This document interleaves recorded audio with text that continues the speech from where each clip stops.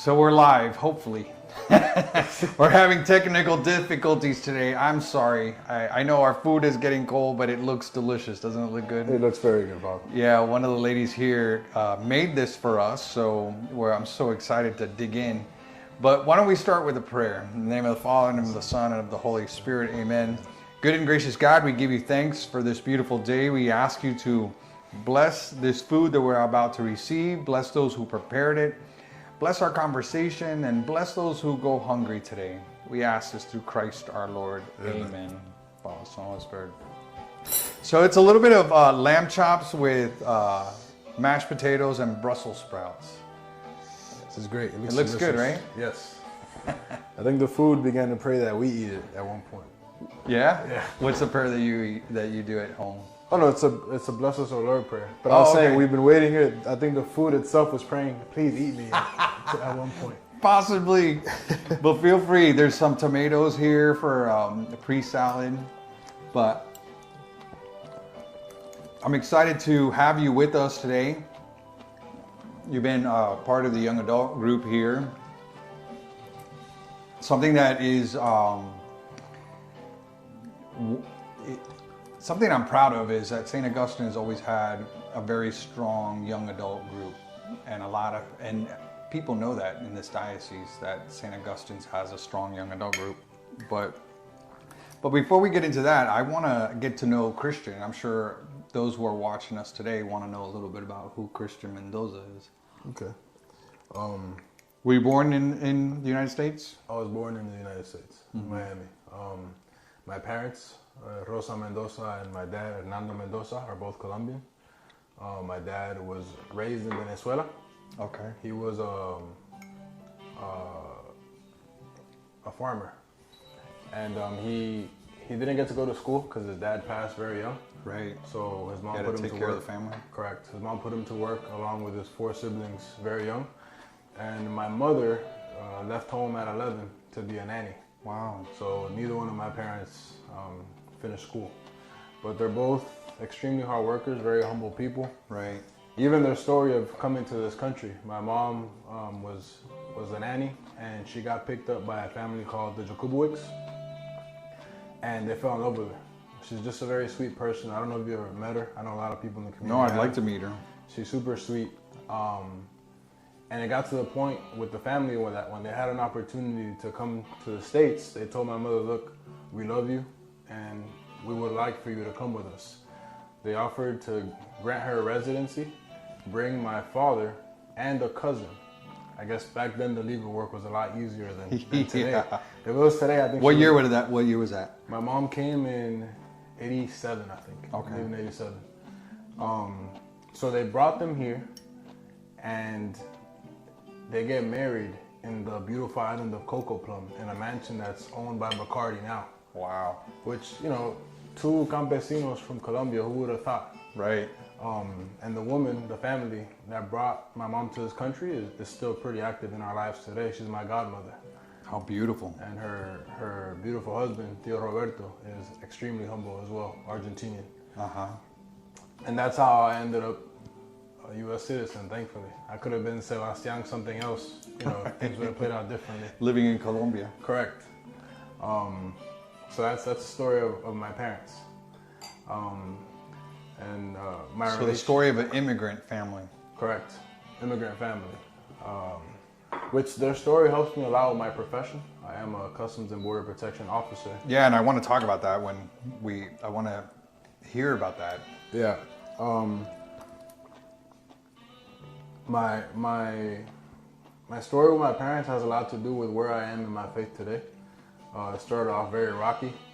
My dad didn't have a dad, and his mom had a way of raising him. So he didn't have any guidance on how to be a husband or a father. Right. And very early, I was put in a situation where I felt like I had to protect my mom. I was 5. My dad just beat me really badly because in his eyes, you know how when you change the channel from one to the next, for some reason, the channel is louder than the other one? Right. That happened. Especially if it's on a commercial. Correct. That happened, and he stormed out and beat the crap out of me with a belt. And wow. when he approached me... How old were you? I was 5. Wow.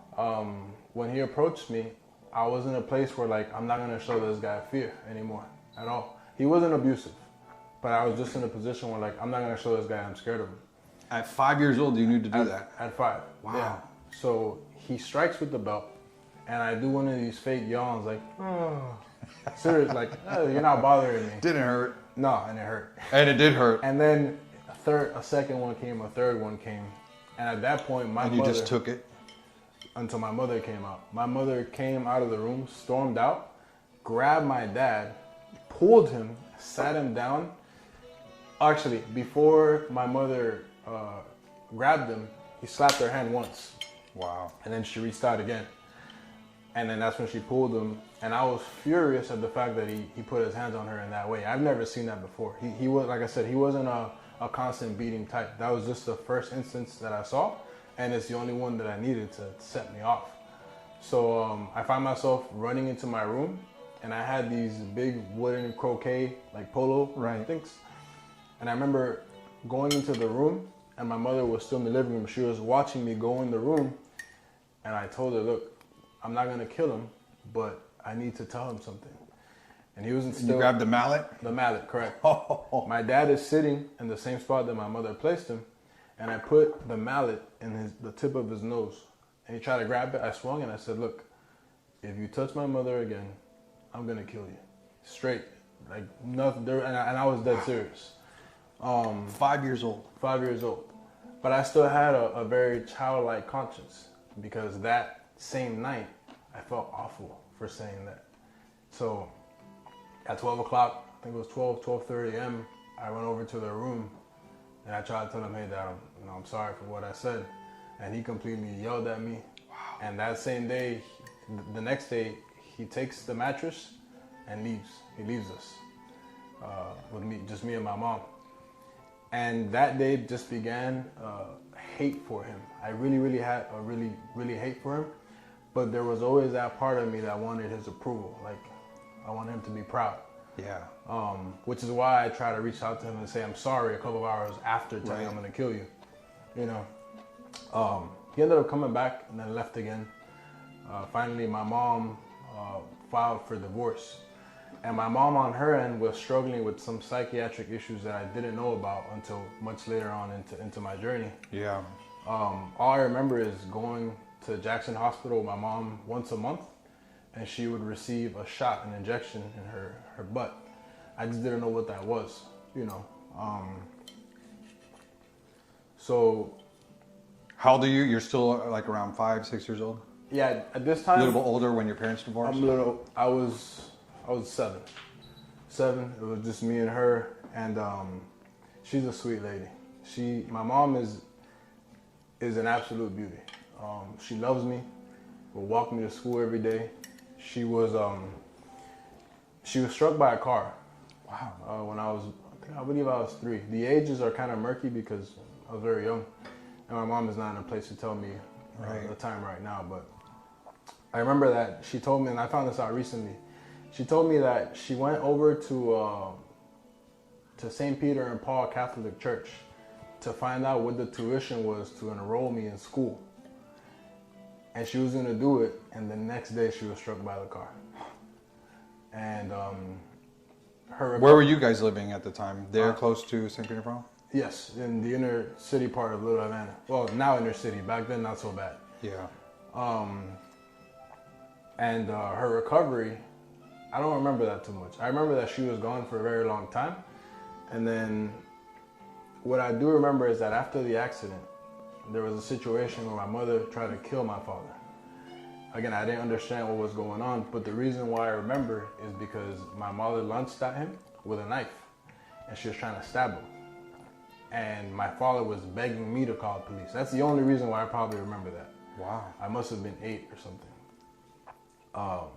And I never even thought much of that day. You know, I thought my mom and dad got in an argument, she snapped, that's it. But after that, my mom was taken away for a while. I can't recall where. I think she was taken to Colombia to recover, and then she came back, you know. And then I continue being... Who'd you stay with? My dad, you know, and not to... I've been saying a lot about my dad negatively, but there are moments in my life where I didn't realize it then, but I realize it now that he did love me. just differently. You know, when my mom was taken to Colombia, he was terrified of planes. And he got on a plane to go to Colombia, get me and bring me back. You know, and I didn't realize how terrified he was until I saw him travel later. His passport was shaking, his hands were shaking. He's just a terrified guy. Yeah, scared to fly. Yeah. You know, and when you think of the courage he had to get his son, it tells me that there was some love there, but I found this out again way later. I continue in a single parent home with my mom, middle school, start high school at Booker T. Washington in Overtown, which was a very weird period for me, especially with identity, because I'm a dark Hispanic. And the Hispanics in Booker T. Washington don't really look like me, the African Americans do.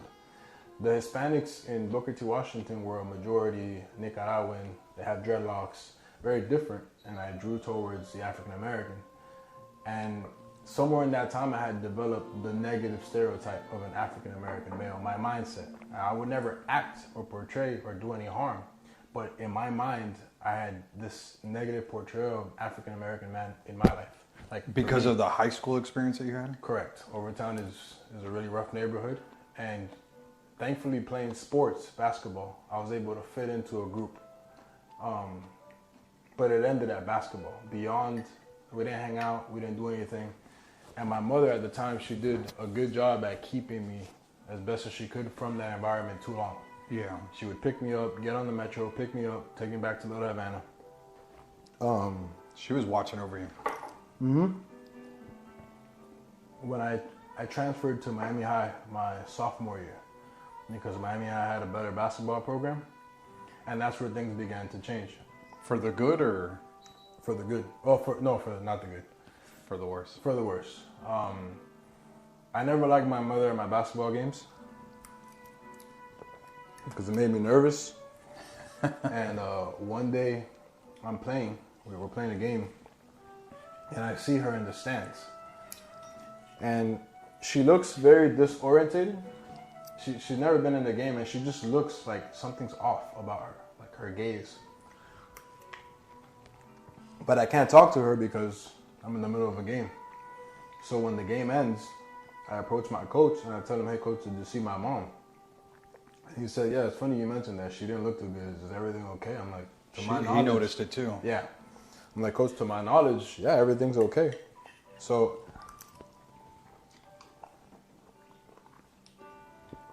I go home and I don't have a key and all lights are off. And I knock on the door. 30 minutes, nothing.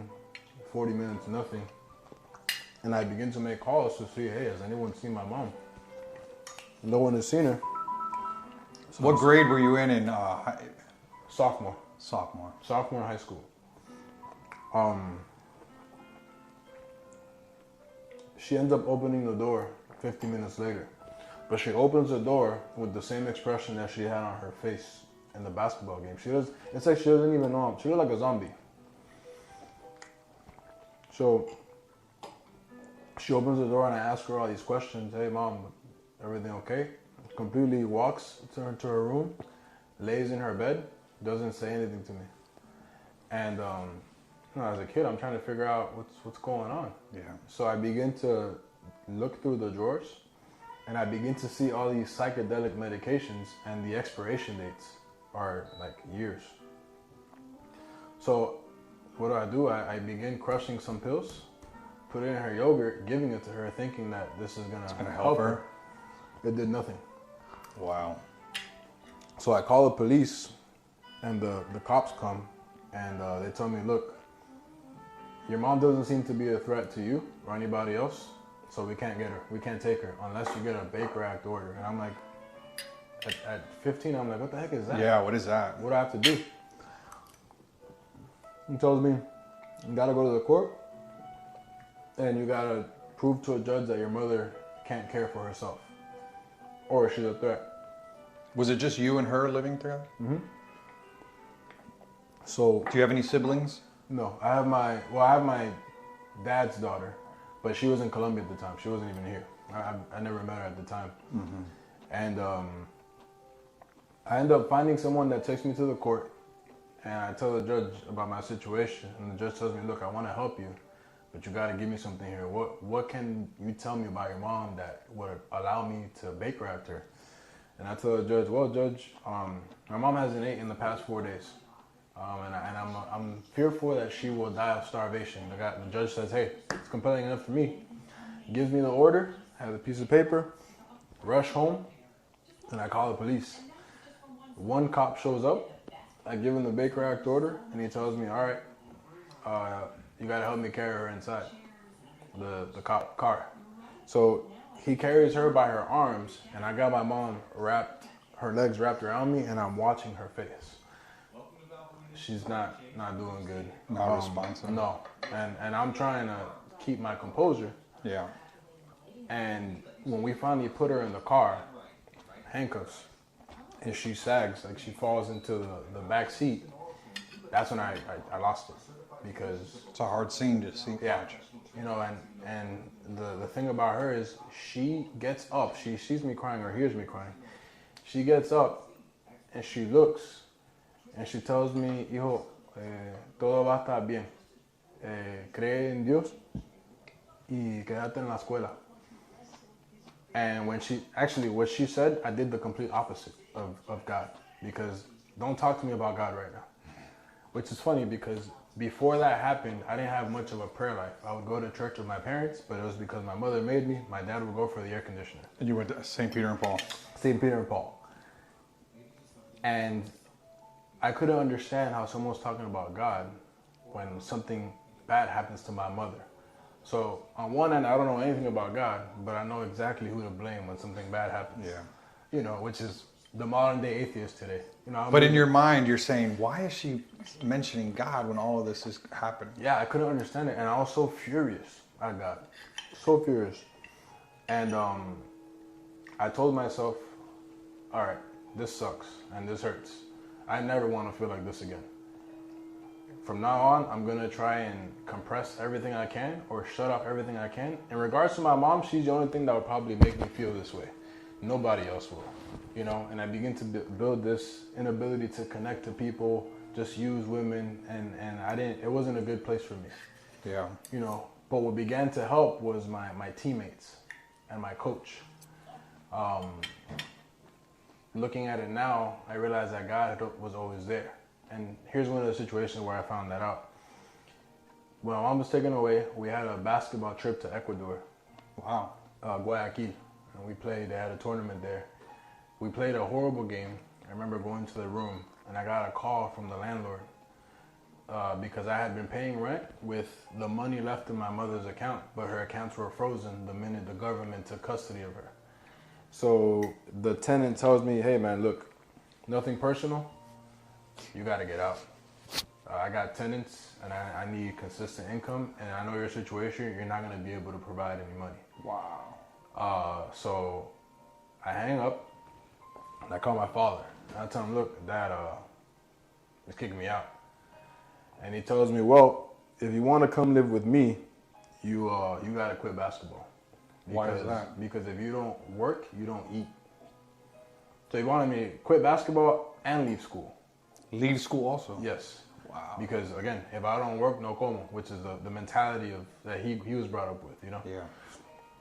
And I begin to break down, you know, and in the middle of me breaking down, crying, my basketball coach, Marcus Carreño, he walks by. He enters the room and he tells me, hey, Christian, everything okay? I'm like, no, man, here's my situation, bawling, crying up. And he tells me, all right, you tell your father that the only problem that you're gonna have while you're with this team is that you're gonna have too much food to eat. So, man, I was just so grateful for it, you know. And then the period of time that I had left, my teammates that lived far away ended up staying with me until I got evicted. But it was that sense of brotherhood at the time. Wow. You know, and my coach was like my father figure. But then you did get evicted, and then you went where? I went to my godfather's house initially. Uh-huh.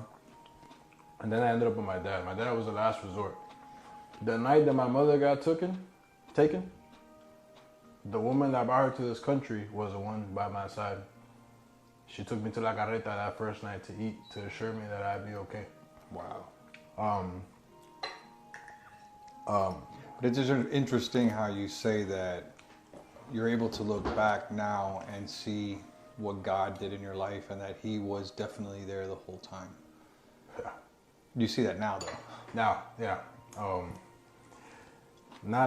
Still not good at seeing it in the moment though. I'm good at probably catching it in the past, but when something happens, I'm terrible at seeing it right there. Yeah, our human nature. Yeah. So my experience in high school in regards to my mom was driving to different nursing homes and hospitals to see her, because she would go to a hospital for a certain amount of time, she'll get released to a home, something would happen where she would have to go right back, and they bounced her around. Southern Wind Hospital, Jackson, she was all over the place. And this went on for how long? For my entire high school year, senior year.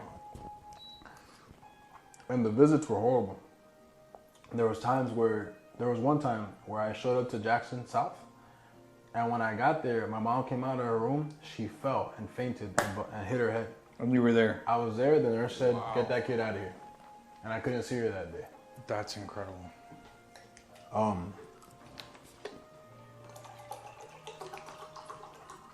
My junior year, I began to apply to college.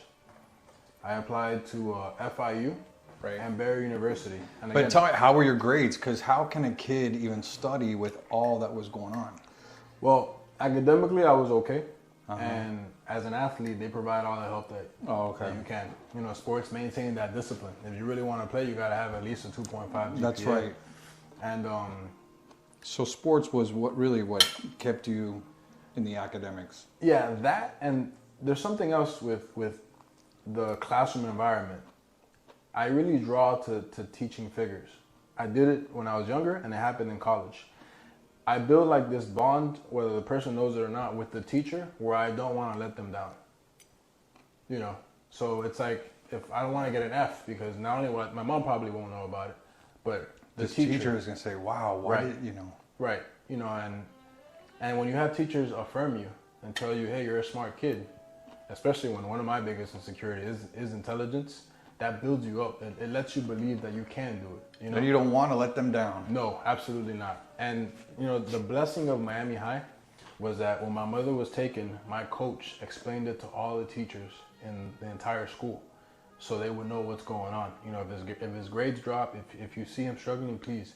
So it's kind of like that That was mentality. smart of that coach. It takes a village to raise a child. Yeah. I had an entire staff support me, whether at the time I knew it or not. They loved me anyway. Do you still know that coach today? Yes, I do. Really? I don't speak to him as often because he kind of had 2 kids and disappeared. Doesn't coach anymore. But I'm forever grateful for Coach. So when I applied to college, I applied to FIU and Barry University. And at the time, my mom was still being moved around from place to place. Eventually, it got to a point where the social worker called me and told me, "Look, we're running out of options. Your mom, there's one place where she escaped, and the social worker is like, we're gonna have to put your mom in a shutdown facility, because they had been putting her in homes where the people can leave and come and go, and they're like, we're gonna have to find somewhere More secure place. right. And the only places she knew were really far away. So, around my senior year, when FIU does not accept me, Barry University does. Oh. Right now, my mother's social worker, Miss Beverly, she's not aware of anything in my academic life. But she tells me, "Look, I have one last home that I can try. It's ran by a lady named Grace, and I trust her. But if this doesn't work, If what doesn't work? this home, if this For your mom. if this environment doesn't work for your mom, we're gonna have to really consider moving her to another state." I'm like, "All right, well, give me the address." Father, she gives me the address. I Google it, and the address was 3 blocks away from Barry University. So I went from not seeing my mother in high school, and when I did, it was in a hospital, to seeing her every day after college. And the irony, Father, that her goal was to put me in a Catholic elementary school. It didn't happen, and I ended up You went to a Catholic college. to pursue my bachelor's degree. That is amazing. But Father, I almost blew it. I almost blew that opportunity. My first day of college,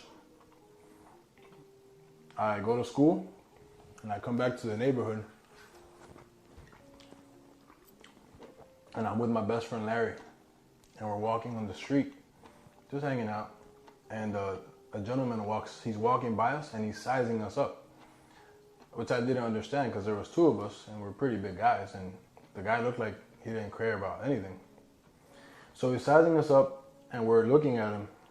And what does that mean, sizing you up? Sizing us up is like, want to jump you or yeah, like he wants to fight us. want to fight you? This is very, let's say in the cubicle, la guaperia. Yeah, la guapería. So when the gentleman walks by us, we look back and, no, sorry. I went up to him very calmly because this is my first day of school, of college. I don't want to blow this. I'm feeling very intellectual. So I'm going to approach this in a very calmly manner. Father, this is exactly what I told him. Look, man, I don't know how you think things are going to go in the situation, but they're not going to go the way you think it's going to go. And the guy didn't say a single thing, Father. We walk away. We're 10 feet away. The guy yells. He goes, oh, yeah? Well, I'm from Louisville and we lynch niggers like you. Now, I tend to brush that comment off. That doesn't irritate me. My friend is African American. It pissed him off. So he got upset. Yes, and Larry was like 6 feet, 250 pounds of muscle. So Larry takes off his shirt and he begins to approach the gentleman. Was he a white guy or? He was a white guy, but he was Cuban. Larry begins to approach the guy, and as we're approaching him, the guy takes off his pants. I mean his belt, and he wraps it around his hand like this. Now I want to prevent anything from happening, even though we're pretty far into the situation. It's already de-escalating. Yeah. So Or escalating. I beat my friend to the guy and I tell him one more time, look, man, this situation is not going to go the way you think it's going to go. Like, stop. And my friend Larry must have took his eyes off the guy because the guy swung his belt, hits Larry's hand, and the guy begins to run, sprints. Now, instinctively, I chase this guy. But because he's ahead of me, I have to cut him off at an angle. I'm not going to chase him like a cheetah. I'm not a cheetah, more of a sloth. So I had to cut him off at an angle. And as I'm running, we meet at a car. And my brilliant self, I spear this guy through the passenger side window of the car. The window breaks, and I break this on my head. I have a little scar I can here. see the scar. It's not a little scar. It's a big scar. Yeah. The window breaks, the glass is all on that guy's back, and he's crying in Spanish. And I'm like, I thought you were from Louisville. That's Cuban. Father, but the minute I went through that glass, Father, I knew that I messed up. I'm like, what am I doing? My first day of college, I just got the chance to see my mom consistently, and I'm about to blow it really, really bad. So I begin to walk away, and all I see is a big black shadow pass by me, and it's Larry. Larry grabs this guy from the floor, picks him up, and throws every combination possible and connects with all of them. Now, Father, this part, I tell people all the time that I'm still amazed to this part, to this day. Larry gave this gentleman an uppercut, and the guy's pants were kind of baggy. That belt was the only thing holding those pants up. That's why I caught him. And the guy went over a little gate, and his pants stayed on the floor. So the gentleman was in his boxers from the punch. So he knocked him out of his pants. Correct. I was impressed, but I was like, we need to get the heck out of here. So I grabbed Larry, and I told him, hey man, let's go. We don't run, but we walk away. And we walk to my cousin's house. We begin to clean ourselves up. 7 minutes later, Father, he gets a knock on the door. It's the police. Right. And all my cousin sees is the barrel of a gun. And my cousin is fresh off probation at the time, fresh out of jail. So the last thing that my cousin wants is any kind of law enforcement in his house. And when my cousin sees the police, he tells me and my friend immediately, he was like, bro, both of you, get out here right now. This is my cousin, not the cop. That's my cousin speaking for the cop. Get out here right now. So he's saying get out of here, but go towards the cops, or? Correct. Get out of the room. and And show go with the yourself. cops. Yeah, Oh, yeah. show yourself. Because I don't have anything to do with Nothing to do with this. So, Father, I come out, and the cop sees me, and he tells me, he goes, "We have one of the suspects in his thing." And my friend comes out, much larger than me, and the guy goes, "We're gonna need a couple more units. We're gonna need some backup." And I'm like, "Oh man, this is not gonna end good at all." Well, we go downstairs. They tell us to have a seat on the sidewalk, and we see the man who we just assaulted talking to the cops. I can't hear him, but we can see him talking to the cop, telling him what happened. And my thought process is like, I blew it. I'm done. No college for you. No college, no mom, nothing. I'm going to eat this with my hands. Go ahead, Father. Actually, I'm gonna eat this too. It's delicious, isn't it? Oh, it's amazing. I love the story, so you have me on the edge of my seat here. So you're watching this guy, this Cuban guy from Louisville. Allegedly. He's talking, or allegedly, Yeah. he's talking to the cops and he's telling his side of the story. Yes. And Are you guys in handcuffs? Me? No, he has us in a position sitting, but we're not in cuffs. We're not even in restraints. And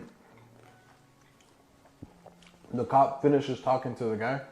The cop approaches us and tells me and my friend, "All right, both of you get up." Asks for our IDs, and he tells us, "I don't know what happened here today, but the gentleman who both of you just physically assaulted doesn't want to press charges on either one of you." What? Follow. Get out. When I heard that, I told the cop, "Excuse me, sir, may I go hug this gentleman? May I apologize and like be grateful?" And the cop said, "Bro, you better." Yeah, bro, you better. Pop, Father, and to be honest, the guy was not a law-abiding citizen. He asked for not everything that came, but he was asking for confrontation. But nonetheless, this guy. Why do you think he did that? I don't know. I really don't know. I think he was off on drugs or something. Like, I know right now he's in prison. So he knew that it was his fault and he was just owning up to it. Perhaps that's what happened, but he doesn't strike me as somebody who would Law-abiding. take the blame Or for reason, that. yeah. No, he doesn't. He didn't strike me as that. But Father, when I went up to him, I told him, "Look, man, I'm sorry." Give this guy a handshake and embrace him with a hug. And I didn't realize it then, but when moments passed later and everything settled down, I realized that his blood was all over my forearm from the glass. And that was when I said, I don't know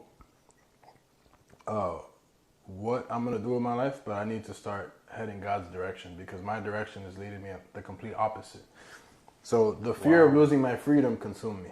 I began to value freedom. But I also now acknowledge that day as the first time that I tasted God's mercy. That's the first time because there was nothing going in my favor there, Father. You got two black men who assaulted a white Cuban in Little Havana, and no one goes to jail in handcuffs. And I suspected that the reason why he didn't do it was because he was going to try and claim street justice on his own. He was going to try and catch us later. But a couple months later, my car breaks down in my neighborhood. The guy saw me, said hi, and didn't say anything to me. It wasn't any violence. It wasn't confrontation. Were you expecting anything from them? I was ready for it. Yeah. Because he wasn't very successful the first time, and I didn't think he would have been very successful the second time. But thankfully, the second time didn't come. It was more, He wanted to keep his pants on. Yeah, exactly. Yeah, Father, and so that got me on the path of just being a good citizen, being a good person, not understanding beyond that, but I'm gonna be a good person. And it was a very superficial thing because you can be a good person and sleep with multiple women a week or whatever. But it's like relative. Like, what is good? You're gonna determine what is good. Right. I determine my own good. Exactly. Good to me was not being in prison, and that's it. Right. So I go through college. I applied to customs my sophomore year. They called me my junior year. And my mom's at the ALF, so I'm seeing her every day. And she so wanted me to graduate with that bachelor's degree, to be the first person in the family to do it. Wow, that's amazing. But I kept telling her, look, Mom, if they call me, I'm out. Like, I don't care. If they don't call me, they call me after graduation, good. If they call me before, I'm leaving. I kept saying that, Father, multitude of times in my head. I'm in it. What, you were excited to start with customs, or why would you not finish? Because you Because didn't want to lose that opportunity. Correct. Yeah. And financially, I knew that it provides Yeah. very well. And my goal, no matter what, my goal since my mom got took when I was 13 was to get her back. That was the goal, more than anything. I didn't know what I wanted to do. Take care of her. Take care of her. I wanted my mother back. And Customs called me in my junior year. And all this buildup of like, I'm leaving. When I was on the phone, I couldn't do it. I was like, hey, look, my mom really wants me to graduate. So I got one more year. I got one more year. I can't. I'm so sorry. They told me, oh, it's okay. Sorry, but we'll call you back later. When the call, Were you crushed? yeah, when the call dropped, my heart dropped. I was like, then I gotta call me back. Father, they ended up calling me back 4 days before graduation. I had a hiring date. I graduated in December. I had a hiring date of January 4th the next year. Which is a blessing. It's amazing. To even think or know that you would make six figures coming out of college was not something that I thought would ever happen, you know. And at the time, I was working at a restaurant, and I remember telling the chef very early, like, hey, look, chef, I'm not here for the long haul. I'm in school. I need to make money to pay for my bills, but I don't plan to be here long. I want to graduate and go and be actually a police officer. Yeah. And it's one thing to say it, but it's another thing that when it actually happens, you're like, wait a minute, that actually happened. You know, and didn't burn any bridges, kept good communication with the restaurant. And Yeah, you were up front from the very beginning. right. And later on, I began to see God in those. So the older I get, the more these connections to God happen. When I finish college, I go to the Academy for Customs and Border Protection. It's 4.5 months in Brunswick, Georgia, which I realized then that Miami is not the South at all. At all. That's right. You got to go north to be in the South. Correct. Father, I had a guy ask me where I'm from. I said Colombia. The guy asked me, dead serious, what part of Mexico is that? What? Yes. I was like, dude, seriously? Get a map. But It's yeah, the part. You said it's the part that's in South America. yeah. But when I come back from the academy, Yeah. I come to St. Augustine's. Well, no, sorry, I didn't come to St. Augustine's. I was in a place where I was so grateful because my thought then was, when I graduated, I was like, a couple years ago, I could have been in jail. This would have not happened. And I just began to soak that in and absorb that for what it actually was. Gratefulness. Extremely grateful. But was there the connection that because God was in my life, whether I acknowledged it or not, He was present there, and I'm grateful that He was there? Is there any of that, or is it? Yes. Not very deep, but yes. It's like one of those like generic, oh, you know, thank God. Yeah. But if you ask me anything deeper beyond that, I didn't have a response at the time. Now I have a witness, you know, which we all do. So when I began to soak that in and absorb it, I go to St. Peter and Paul. I'm like, I don't know what the heck I'm going to do in church. I don't know what the heck they're doing there sometimes, but I know that church is a good place to be. So you just on your own start going. On my own. Wow. I went, I think once, I don't remember how many times I went, but I remember going one time, coming out, and a woman comes up to me and tells me, hey, you're kind of young to be at this parish. It's an older people parish, I guess. Which, you know, that sucks. You were at an old people parish. Yeah, I was excited to come to church, and now I don't meet the age requirement. You're at the old people church. Yeah, so I tell her, look, lady, I got nowhere else to go. Do you have anywhere that you recommend I go? She tells me, yeah. There's a good young adult group in St. Augustine's. Really? Mm-hmm. Look at that. Father, if Advertisement. the lady walked by me today, I wouldn't know who she is. That was your angel. Yeah. And what happens? I end up coming to St. Augustine's on a Sunday night. and they advertised the ice cream social for the college students. And I thought that I would find people closer to my age. And I get there, and I'm like, now I'm pretty old to be here. I'm too young for St. Peter and The ice Paul. cream I'm social. too old for this. I don't fit in anywhere. And I see Michelle. Michelle, my guess is that Michelle saw a person that was clearly not in college or a little older. But she approached me and wanted us to see who I was. And she befriended me, you know, and just genuinely cared. I never had someone care like that, not that deep, as a friend. Wow. And little by little, things just began to change.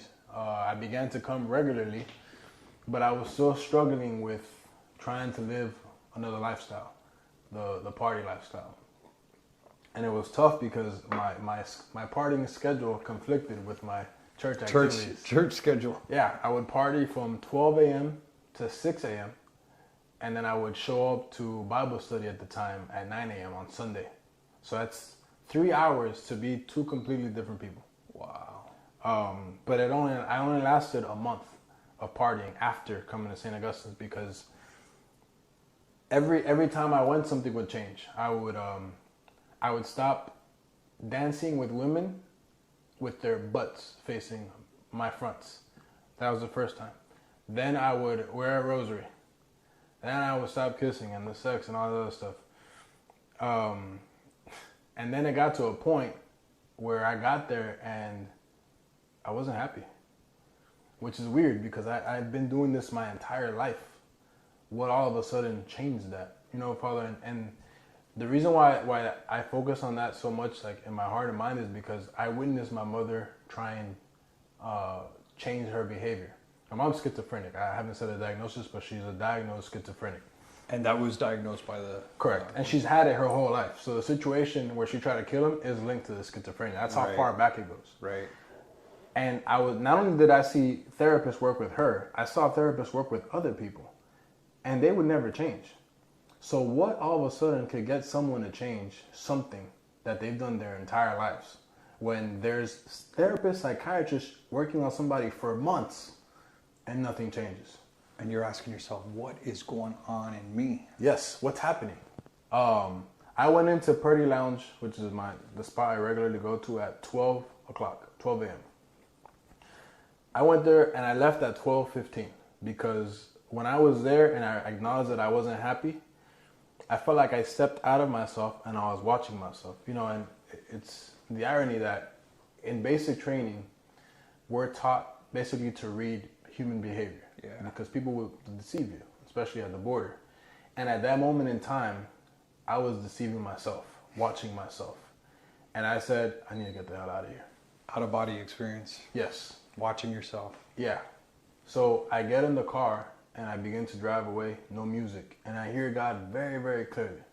He tells me you have to be willing at any moment to sacrifice what you are for what you will become. Wow. I have not gone to Purdy Lounge since. Wow. And my relationship, my friendships with the women here in this community helped me to become a better man, a brother, loving someone just for the sake of the person.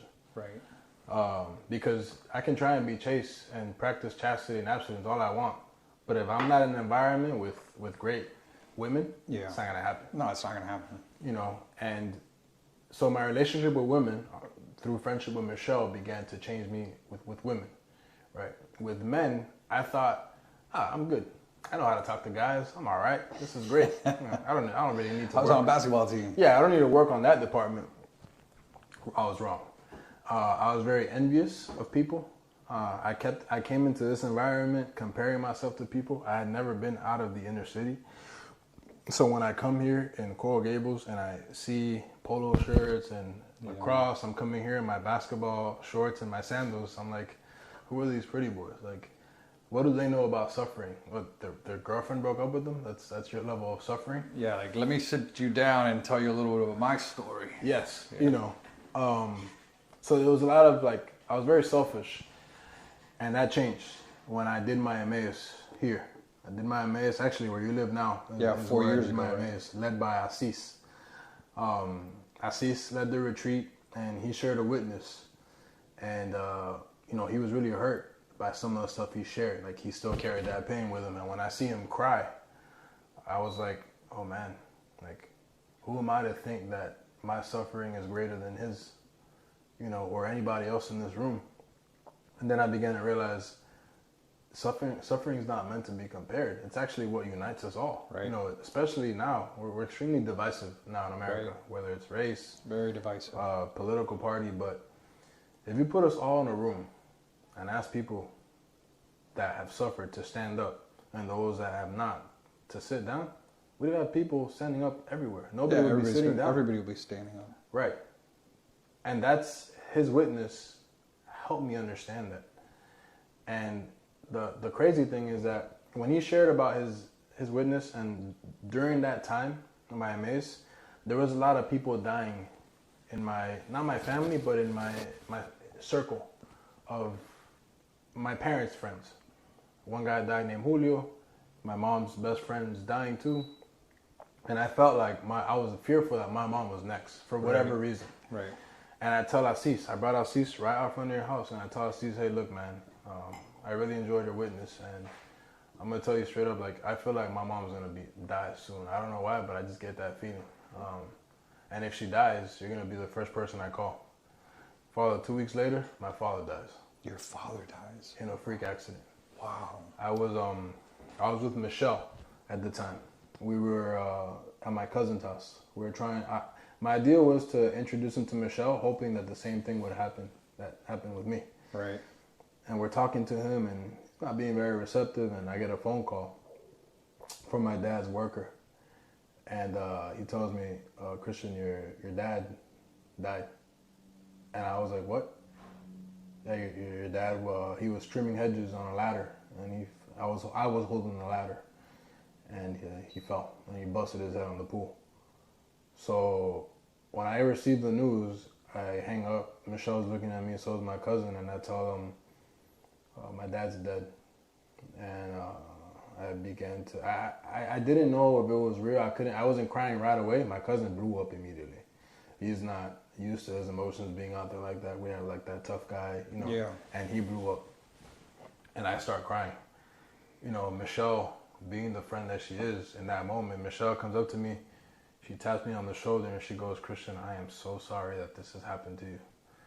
Do you mind if we go into the nearest church to pray before we go see your dad?" And the nearest church was St. Peter and Paul. The same church where It all that began. led me here, the same church where it all began, the same church that my mother wanted me in from the very beginning. And Father, I went to the church, walked up, I cried, I was very hurt. And Father, the part that hurt the most is that like I told you, I've always wanted approval from my father. I wanted him to be proud. Yeah. And when I got hired by Customs, I thought that was it.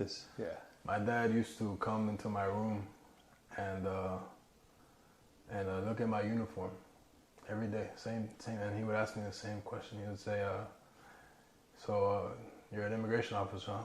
I'm like, "Yeah." And he would ask me that every day with such joy, That's amazing. And even like my little stamp, the stamp at the time I was stamping, he would make such a big deal out of that, which in my job, we're like, "Oh, stamping is stupid. It's not a big deal." But to my dad, that stamp was like, my son's a professional. Yeah. And he dies, and when he died, I was a lot of anger too, because at the time I still wasn't in a place to understand that my father loved me. So my anger and frustration was that this guy never told me he loved me. What the hell, So I'm yelling at God. Died too soon.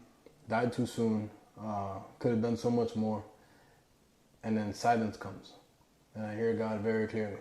God tells me, today you can either be angry at the I love yous that your father never told you, because he never did, or you can realize that I, God the Father, have loved you every single day of your life by mere existence.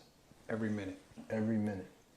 It's beautiful that you were able to receive that. The irony that I meet God the Father the day my biological father dies. And that was all the grace I needed to continue. I mean, I mourned, but course. the mourning became more of the ability to show people that God is there, even in that suffering. Wow. Which is the gift of this community. They were here to receive that. And I was in a place surrounded by people where mourning was okay, you know. Right. Yeah, so. Wow. That is powerful. And it's no wonder. I mean, I love your story, and you've been such a great leader for our young adults. You've been very involved here at St. Augustine. And people need to hear your story. People need to hear your witness. And sometimes we live in very superficial kind of platitudes, and you know, you want to make sure you say the nice things and everybody's polite and stuff like that. But sometimes we need to hear the stories that all of us have and be able to say, this is what happened to me, and this is how the Lord came into my life, like He did with you, you know. But what you said is something that takes people a lifetime to know. You know, I'm a son of the Father who loves me unconditionally and has been there all my life and has loved me every minute. That takes some time from some people, you know. So what a blessing, and to be able to look back at your life and see, indeed, Lord, you were there every step of the way. And for whatever reason, you wanted me to, you know, do this walk. Mm-hmm. Incredible. Do you ever go back to St. Peter and Paul? I'm still too young. No. I go. I drive by every now and then, and I go in. I drive and go in. Sorry, folks. Tell me how your mom is. So my mother is. Let me turn that off. Sure.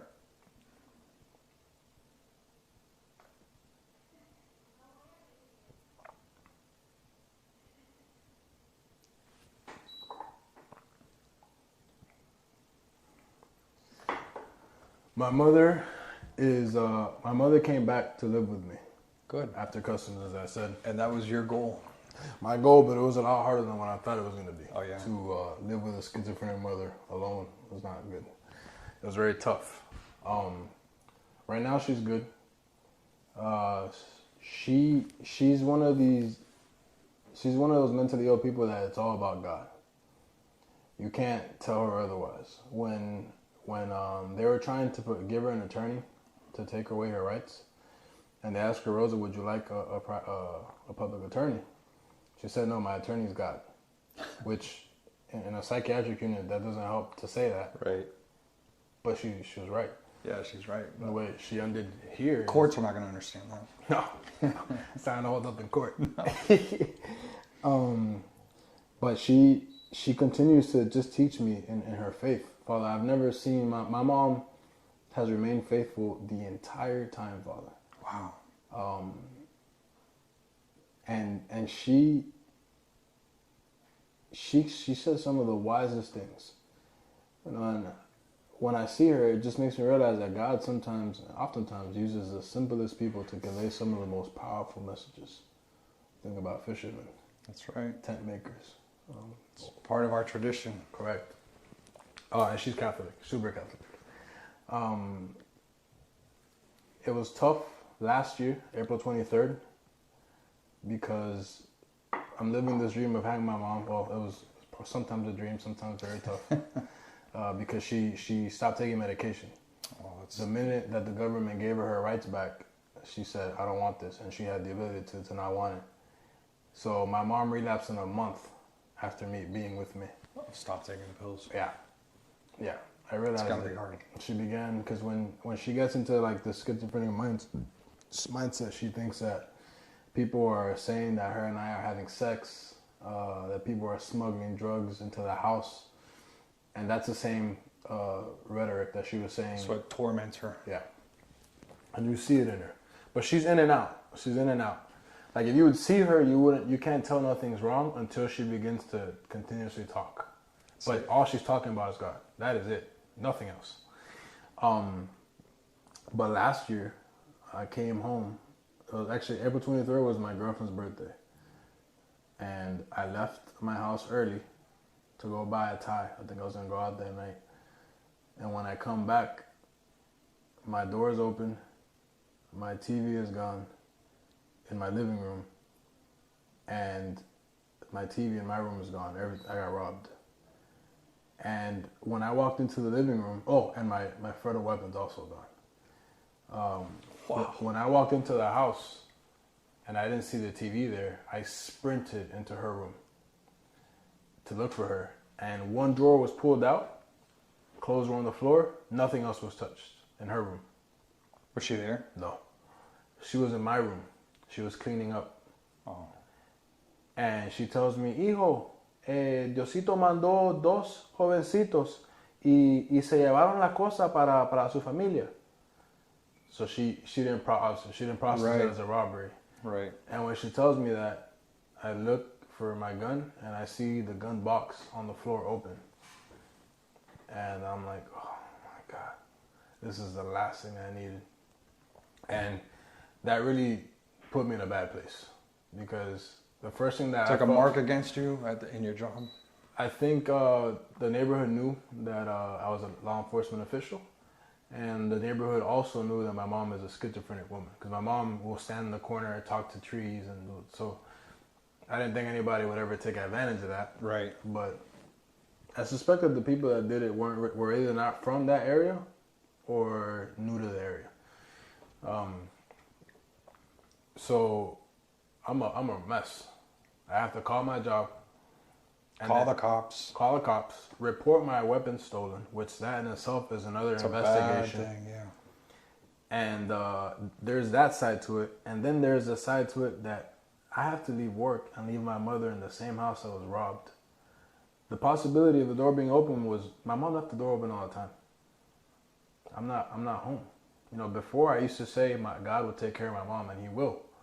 You know, but some people, we have free will. Unfortunately, some people use it for other reasons. Exactly right. So, Father, I was a mess. Spiritually, pissed. That was last year? Last year. Wow. April 23rd. I was pissed. I was a disaster. Like, why is this going on? Yeah. So then what happens? You got your, I'm going to start my dessert here. Doesn't these desserts look nice? So you got your weapon back. Did they find it or? The federal government's very slow in that process. I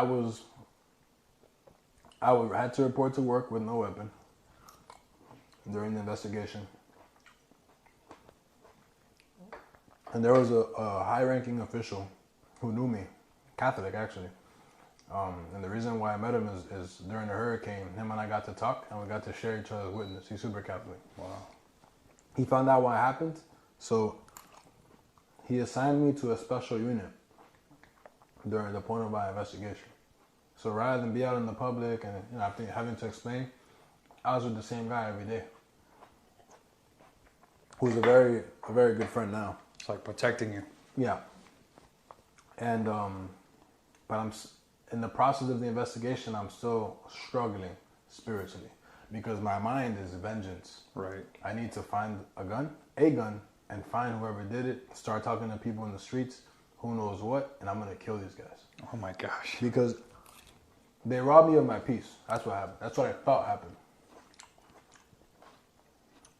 So as time passes, this is like a month or two months into it, I begin to entertain the idea of moving, more so because of my mom. Right. And I begin to look in Brickell, but Brickell is extremely expensive. Yeah. So when I looked to Broward is a lot cheaper, but I didn't want to take my mom to Broward because the reason why I lived where I lived at the time is because that's the neighborhood I grew up in. Yeah. My mother knows the neighborhood like the back of her hand. Right. Paul, there's moments, even to this day, my mom walks around that neighborhood and I get a message on WhatsApp, hey man, or Instagram, hey man, just saw your mom, just want to make sure everything's okay. Kind of like the whole, it takes a village. Yeah, the same way the school did neighborhood's for watching, me, yeah. same thing the neighborhood did for her. Wow. So I began to entertain the idea. And actually, when I got robbed, the first person I called was not my job. It was my coworker who was a realtor, Mr. Evans. And I told him, look, Mr. Evans, I got robbed. I know you're a realtor. And it's funny because a month prior, I had a conversation with him about why he became a realtor. And he told me the story. He said that when he was buying a home, the realtor made it a real awful experience. It wasn't like a friendship. It was like business, let's get it done and let me get my money. So he educated himself and told himself, I will never make anyone feel the way I felt that time. So the motive to him being a realtor is not financial gain. It was more of like helping others in a time of need. Yeah. So I remember that conversation, and I told him, look, Mr. Evans, I gotta move. I know you can't help me with the gun stuff, but I'm calling specifically to please help me find a home. He goes, bro, take care of what you need to. We'll start looking immediately. Before we begin to look, I submitted an offer on a property in Broward. And the closer we get to closing, the more anxious I get because I don't want to take my mom with me. You want to move to Broward? No, I don't know if my mom gets lost in Broward, what's going to happen. She doesn't get lost in Little Havana. In Broward, what's going to happen? And you have to work. No peace of mind. Yeah. So I end up canceling the contract. And I'm like, you know what? I'm not going to Broward. I'm staying in Miami. Forget it. And Evans is like, yeah, man, no problem. Look, there's no rush. Very loving, very caring, and which is good because in my mind, I think that this guy's furious at me. Right. I look at Miami for another week. I'm like, I need to go to Broward. This is not gonna happen. It's too expensive in Brickell. And did you regret the canceling of the other place? I did a lot. Yeah. I did a lot. Made an offer on another home. The roof needed to be redone.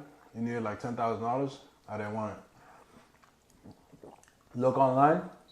The same property that I made an offer on initially was still available. Oh, wow. So you went back to it. Make the offer. The process begins. And I'm getting anxious because my mom. And you cancel it again? No, I didn't cancel. I was thinking about it. July 18th, 3 a.m. My mother wakes up and she's cooking at 3 a.m. And I tell her, Mommy, hey, it's kind of late. Can you do this later? I try and get some sleep.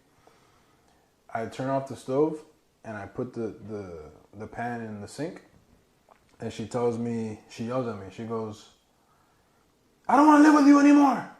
Which I'm accustomed to her snapping at me at times. But I put my arm around her and I'm like, Mami, amo. And she begins to claw my back. My mom has never touched me like this. I've never felt unsafe ever in my mom's presence. This is the first time that she puts her hands on me. She begins to claw my back with the right hand.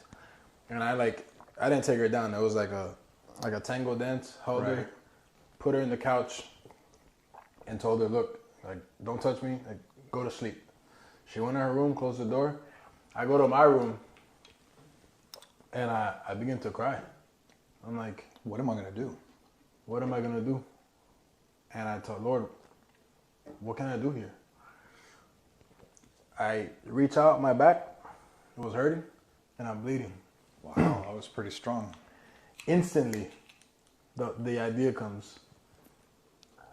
Get your mother Baker acted. Reach out to the old ALF that she lived in and see if they're available. Actually, no, I already knew that. Prior to that happening, I had reached out to the ALF already. And she told me, yeah, but we have to get your mother here. We have a room available for your mother. But how do you get it? How do you get her here? That happens. Get her Baker acted from the hospital, straight from the hospital, take her straight to the ALF. Call the cops. They come. The cop has to make the call in that situation. Now, because unlike the first time where my mom was just laying on the bed when I was younger, she wasn't a threat. With the bleeding and the scratches, she's a threat. The cop takes her right back to Jackson Hospital. My mom was there 7 days. That first day she was there, I was able to get her stuff, set up her room, and she ended up in her new home. The day after that, I closed on my property. The gun was found, and I was given a new gun. I currently live in that house today, and my mother is currently in the ALF, 18 minutes away from me. That's excellent. And Father, you know, And how is she? She's okay?